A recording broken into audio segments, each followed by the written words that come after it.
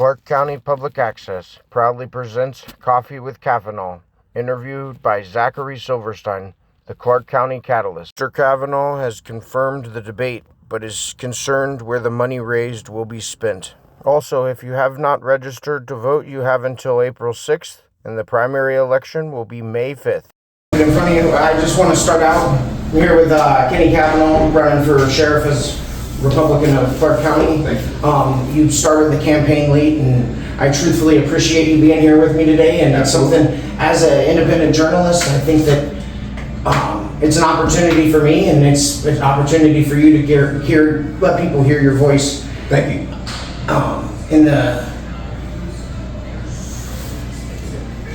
And that's where I said, personally, thank you. And part of this election cycle is moving past that whole Jamie Knowles fiasco.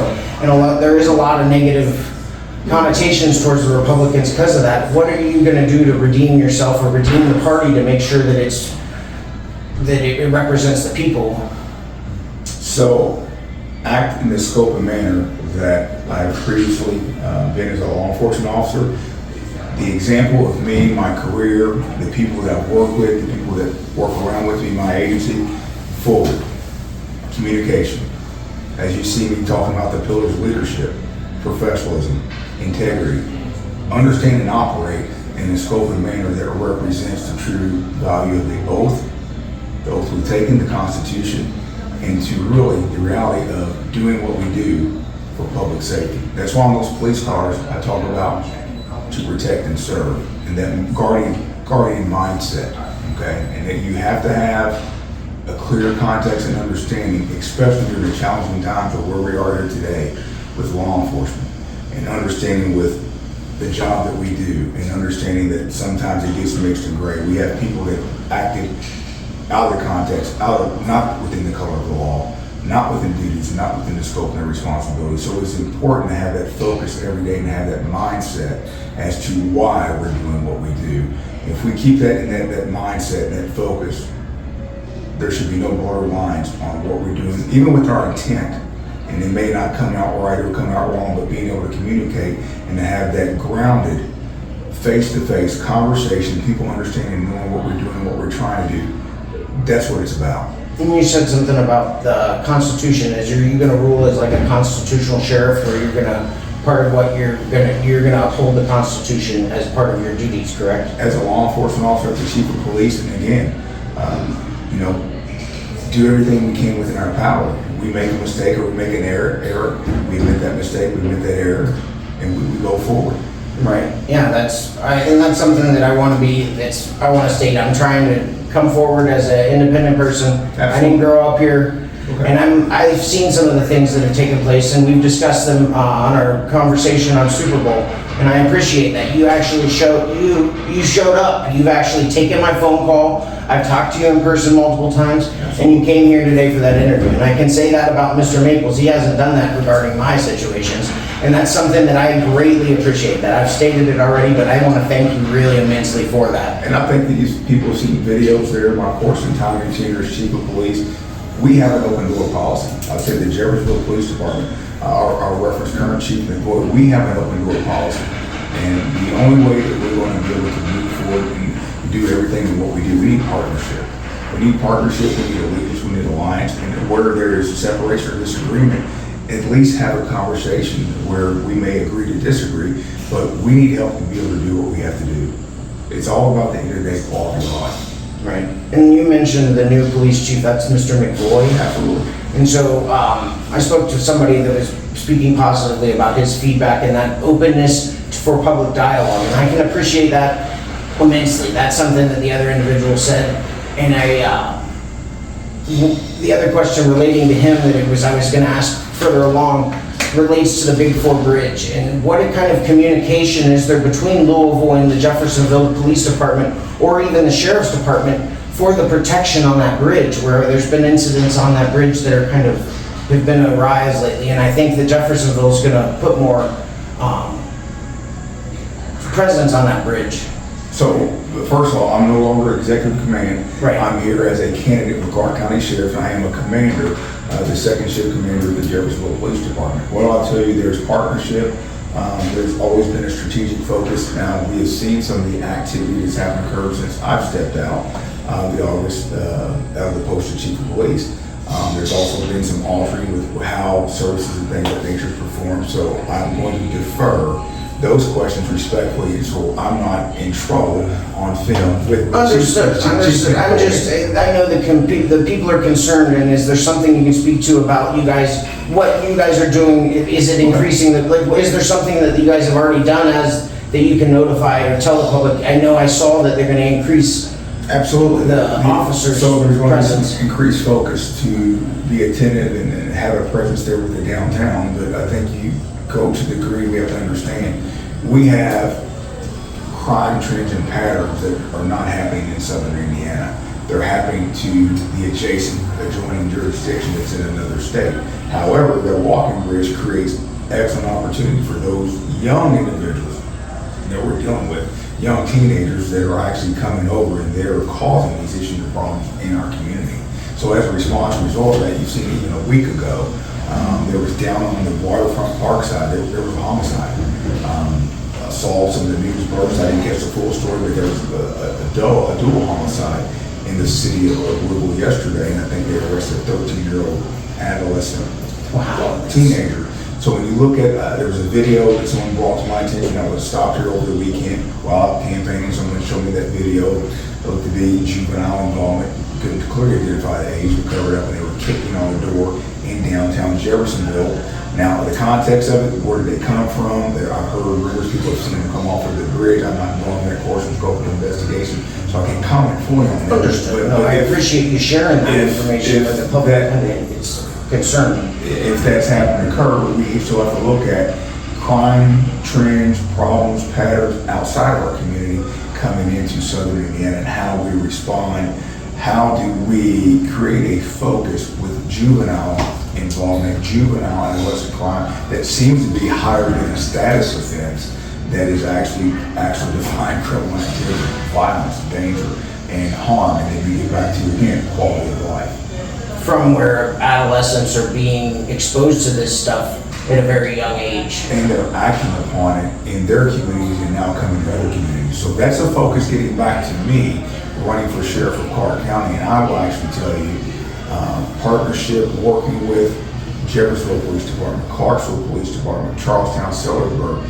I'm not saying it's not being done, but I want to bring more of a strategic focus like I did in the last 10 years with Jeffersonville Police. I want to bring that type of regional dynamic to the Clark County Sheriff's Office and supportive programming. Yes, they do have existing programming that's happening, occurring. They have programming that's in the jail, but we look at it with a different mindset and see how we can look at it reasonably objective to be able to have more of a result, more of an impact with some of the programs and what we're doing. To prevent the crime that's ongoing, but then you get into the recidivism, the people that are reoffending and working within as a sheriff, you're part of the jail as well and overseeing that. Absolutely. And how, again, looking at recidivism rates, looking at programming as far as what's actually occurring there, those that are actually, falling through the cracks and hitting that reoffend again.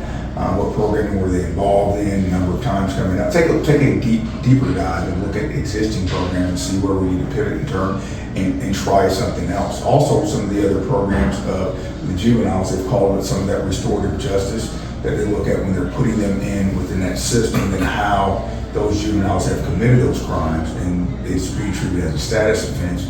What avenues, what other supportive programs that they can expose a lot of these juveniles or children to that they've created more than a status offense? How can we get their attention for he or she to understand this is not a way of life for you to have to travel down and where you're going to progress into criminal activity? So how does that interface? What does that look like with the juvenile? What does that look like with the juvenile prosecution there, and where coming off as a accentuating positive or measure, is there any additional programming that the sheriff's office can be involved with? We're not in the juvenile detention facility, but what can be done from a law enforcement perspective with someone that is the chief law enforcement officer in their agency in the county? Working with schools and doing cooperative things to help prevent and to educate people what to look for. And it's not just juveniles, it's seniors as well, and I've seen that as well, where a lot of the scam stuff. And I run a page in Charlestown, a buy-sell trade group, and I took over it, and it was just atrocious with scams. So it's just different kinds of, and that's something I wasn't thinking about, but it's something that's relevant when you start talking about being law enforcement, and it's looking for any kind of crime. Absolutely. And it's whether it's children or whether it doesn't matter who it is. It's everybody has the same rights, and that's where the Second Amendment is. As a sportsman and as an outdoorsman, I staunchly believe in our Second Amendment rights and the reason that our forefathers instilled that in the Constitution or within the Declaration of Independence, and that's something you've already stated. You're going to support the Constitution, and as a gun owner, you're going to stand behind the Second Amendment and support our rights to bear arms. Correct? Absolutely. Thank you, sir. It's something that's one of my biggest issues that I vote on, and I know that there's a lot of people that are in that same boat as me, and I want to thank you for that. That defined reason, but when you look at some of the past practices, and you have the constitutional right where you're walking around with a rifle and you're walking down toward or coming close to the school. I think you and I both say, and you have children, soon to be having grandchildren, someone walking out the rifle path, exercising their freedom and liberties, their constitutional right, but you're coming down toward your school, I don't know your intent. So when you start talking being a gun owner, then is that objectively reasonable? Will that create panic, public panic perception? Am I making sense there? Oh no, I get you, but that comes down to the constitutional side where you're specifically that Lyons incident. And if you don't want to go into it, I understand. But that was a while ago when he went by the schools with that gun. And the second day they arrested him because he didn't have a valid license. And it was a very concerning situation, but from what I told or conveyed through the news articles that he wasn't on school property. And so I think what we have to understand that carrying, I am supportive for it, but let's not take steps or measures or actions that are going to affect quality of life and create a public harm. Oh, right. I see what you're saying about the public panic. And you're getting into tax dollars, resources, because then all of these deployments, and then there's true areas or locations that we need to be placing and focusing attention on and creating distraction. And I support that. We've had great conversations with people and individuals and gentlemen from there, and it was totally understood. And I think the only way we correct that by all coming together, collectively sitting down and having conversations. Right. Oh, and that's part of it, the bipartisan that I speak about, and being able to compromise and look across the aisle, and whether it's somebody that you've worked with previously and had disagreements, that trying to turn every page. And that's one of the integral things within that Lyons case that they discussed about. Each incident as an officer is an independent incident where you can't prejudge. And that's one of the things that Mickey Weber, the attorney arguments he made, that were very, very persuasive about the officer's response to using the taser on Devin Lyons and the legality of the use of force there. And that's something I know you don't want to comment on that specifically, but I know that people of Clark County would be very interested to have that re-looked into as our constituents, the use of force in that situation, and I know you don't want to talk on that. Yeah, because what I will tell you is that with where I'm working towards becoming the elected sheriff of Clark County, and if that does become more than a criminal proceeding, I would have to eject myself and be a part of that with the administrative team that's in place, coming in as a new administrator, working with the county attorney, and anyone else that's going to be involved or engaged in any type of representation of that case. I would then I would not want to be. No, right. I'm just stating that as something that's something I know you can't say anything. I just wanted to say what I said here for the record. So yes, sir. I said that to ensure for any exculpatory review. Yes, sir. Thank you. Of course. I actually did just see that you are going to be in a debate coming up in April. Is that correct? Yes. April 21st. And so Byers has actually confirmed that. I saw in the thing, Derringer's declined it completely, and Maples or Dwight haven't actually confirmed either way. I am. There is a question, and I guess it's out there. I've not submitted all my information, so I want to put this here on record. I just found that I was unaware that there was a $50 charge. So it kind of, for me, I'm trying to find more out about where first the $50 was going. And I'm a public servant. No one such as me here today, no one pays money to hear me speak. I did over 100 neighborhood residential meetings here in Jeffersonville in the community the last 10 years. I don't think they're gonna make you pay. I got the email, and there is, I guess for this, I think that we have to understand there is even for my staff and I come and I have one person, and what I've looked at is there's a $50 charge, and I was not made aware of them charging people. So I wanted to speak with Mr. Hampton. I want to find out where the funds are going.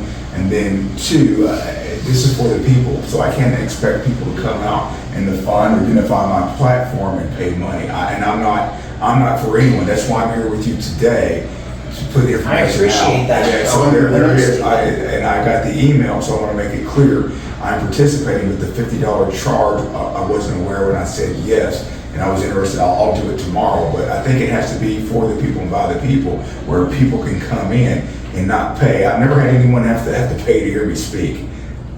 Zach Silverstein, the Clark County Catalyst, with Kenny Kavanagh for sheriff. You got my vote in the primary. What is it, May 5th? May 5th. May 5th is the primary. I'm going to be voting for Mr. Kavanagh with my conservative values. Any other candidate that wants to sit down for an interview, that includes Mr. Maples, Derringer, any of y'all would like to sit down and discuss the policies. Absolutely. Mr. Kavanagh for sheriff. Thank you. Hey, good luck in May, sir. Thank you so much.